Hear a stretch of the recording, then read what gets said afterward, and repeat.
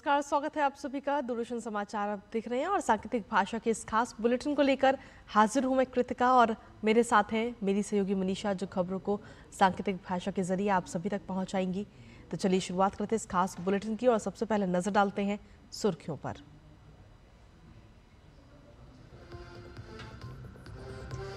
प्रधानमंत्री आज रूस में ब्रिक्स समिट में होंगे शामिल। प्रधानमंत्री नरेंद्र मोदी चीन के राष्ट्रपति शी जिनपिंग के साथ करेंगे द्विपक्षीय बैठक।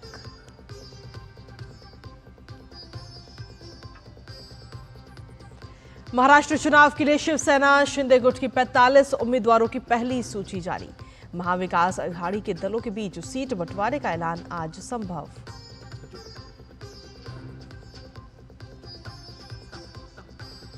झारखंड चुनाव के लिए झारखंड मुक्ति मोर्चा ने 35 उम्मीदवारों की पहली सूची की जारी। राजद ने 6 सीट पर उतारे अपने उम्मीदवार।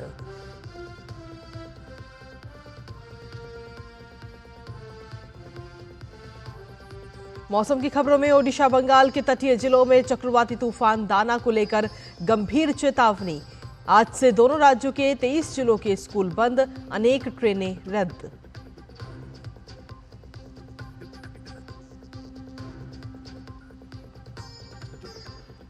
और खेल की खबरों में भारत और जर्मनी के बीच हॉकी सीरीज का पहला मैच आज। ओलंपिक सेमीफाइनल में मिली हार का बदला लेगा भारत।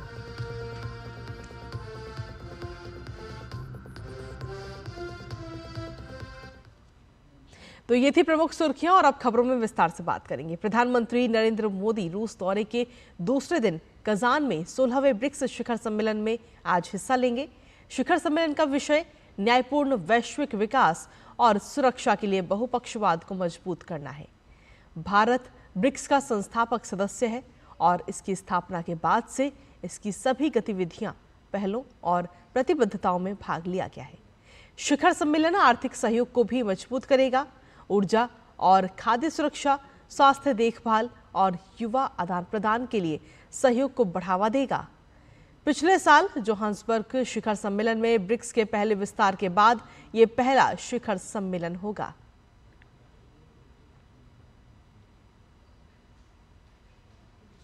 और वहीं लंबे समय के बाद प्रधानमंत्री नरेंद्र मोदी और चीन के राष्ट्रपति शी जिनपिंग के बीच मुलाकात होगी। ब्रिक्स शिखर सम्मेलन से इतर पीएम मोदी और चीनी राष्ट्रपति शी जिनपिंग के बीच आज द्विपक्षीय बैठक होगी।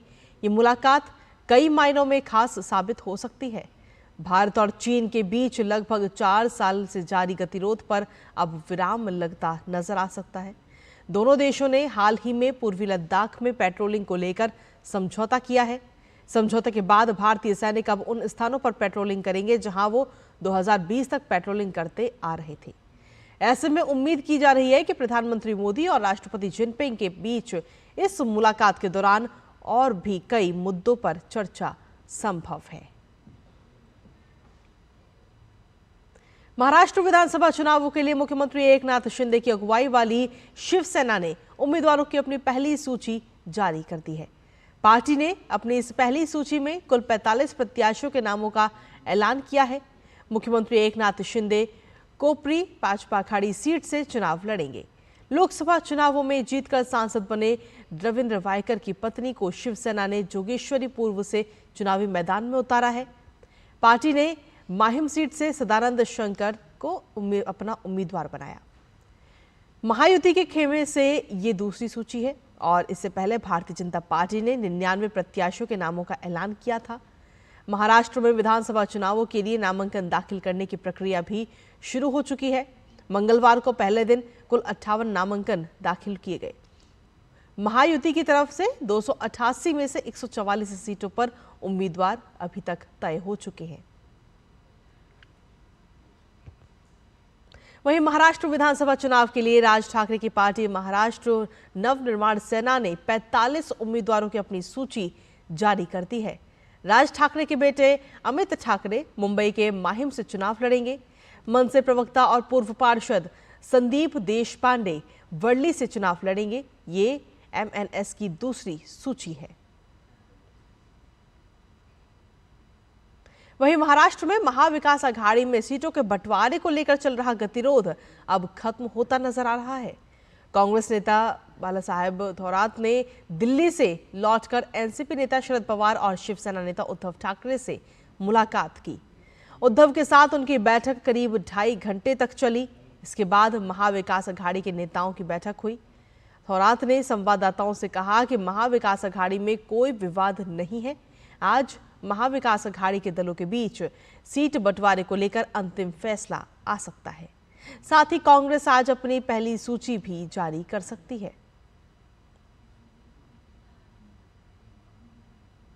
वहीं झारखंड विधानसभा चुनाव के लिए झारखंड मुक्ति मोर्चा ने 35 उम्मीदवारों की सूची जारी की है। मुख्यमंत्री हेमंत सोरेन बरहेट विधानसभा सीट से चुनावी मैदान में है।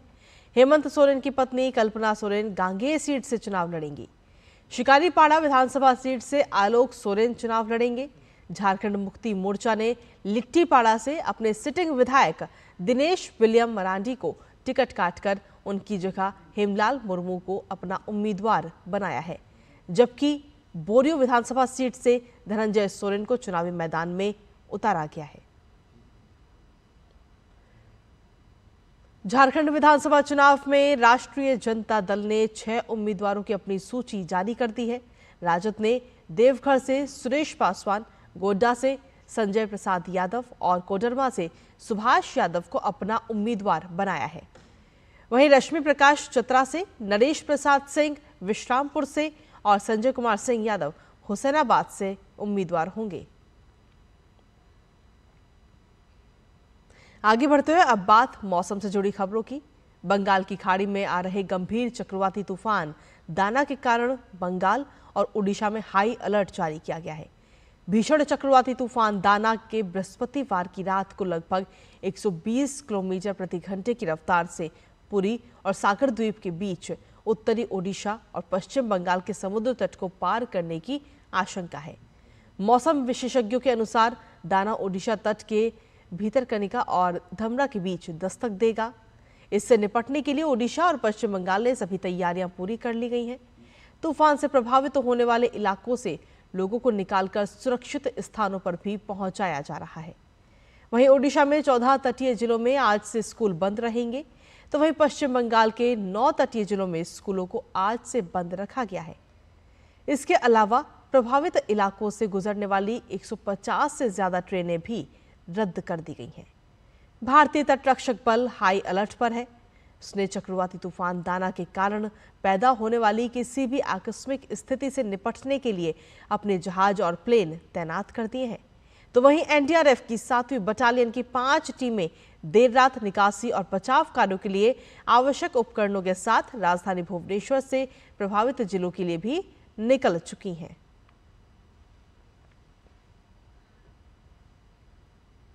भारत और पाकिस्तान ने करतारपुर साहिब कॉरिडोर पर समझौते को अगले 5 साल के लिए फिर से बहाल कर दिया है।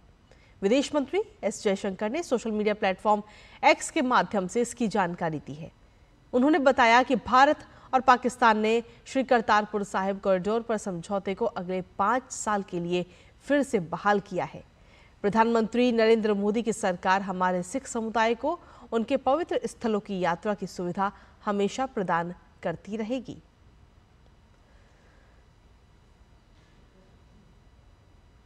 अब रुक करते हैं अंतर्राष्ट्रीय खबरों का। इजराइल की सेना ने हिजबुल्लाह प्रमुख हसन नसरुल्लाह के उत्तराधिकारी हाशिम सफीउद्दीन की मौत की पुष्टि की है।